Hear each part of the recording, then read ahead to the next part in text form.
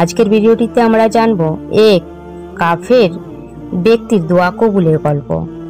তো চলুন ভিডিওটি শুরু করা যাক। মন থেকে দোয়া করলে কাফের ব্যক্তিরও দোয়া কবুল হয়ে যায়। এই ঘটনাটা শুনুন, তাহলে বুঝতে পারবেন।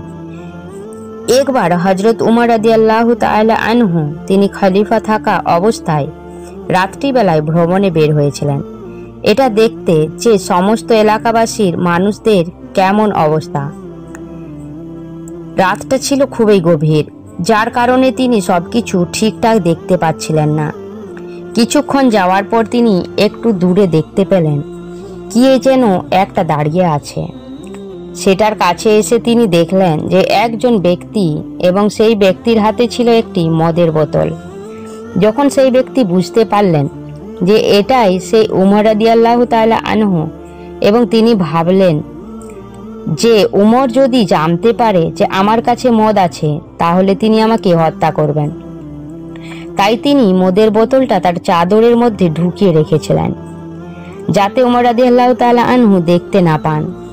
তখন ওই ব্যক্তি আল্লাহর কাছে দোয়া করতে লাগলো, হে আল্লাহ, আজকে যদি আপনি আমাকে উমর রাদিয়াল্লাহু তাআলা আনহুর হাত থেকে রক্ষা করেন তাহলে আমি আপনার কাছে শপথ করছি জীবনে কখনো আর মদ পান করব না, এবং আমি ইসলাম ধর্ম গ্রহণ করে নেব।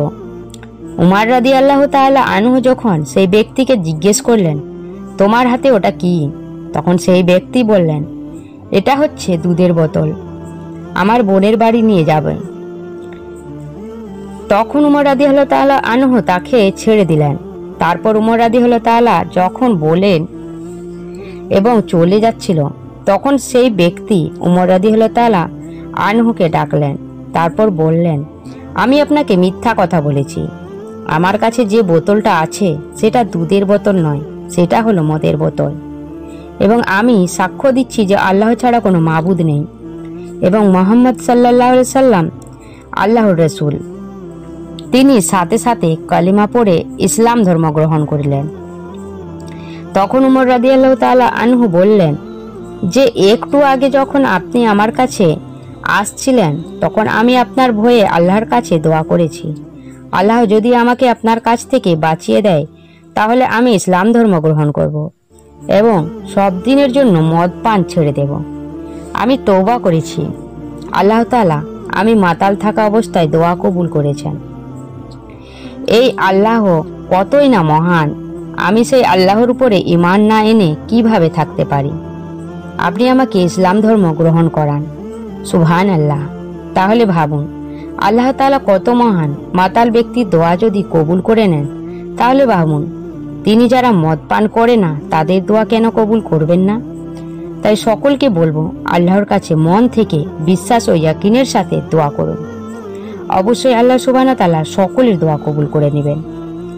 আপনি যখন দোয়া চাইবেন সেই দোয়ার মধ্যে এমনভাবে ডুবে যাবেন যেন আশেপাশের কোনো কিছু আপনার মনে না থাকে, এবং মনের মধ্যে ইয়াকিন এবং নিজের ঈমানকে মজবুত রেখে বাস দোয়া করা চালিয়ে যান। অবশ্যই আল্লাহ তাআলা মহান, তিনি আপনার দোয়াকে রদ করবেন না। অবশ্যই উনি আপনার দোয়াকে কবুল করে নেবেন। আজকে দোয়া কবুলের গল্পটি শুনে আপনাদের কেমন লাগলো অবশ্যই কমেন্টে জানাবেন, এবং এরকম আরো ভিডিও পেতে চ্যানেলটিকে সাবস্ক্রাইব করে পাশে থাকা বেল আইকনটি প্রেস করে দেবেন। খোদা হাফেজ।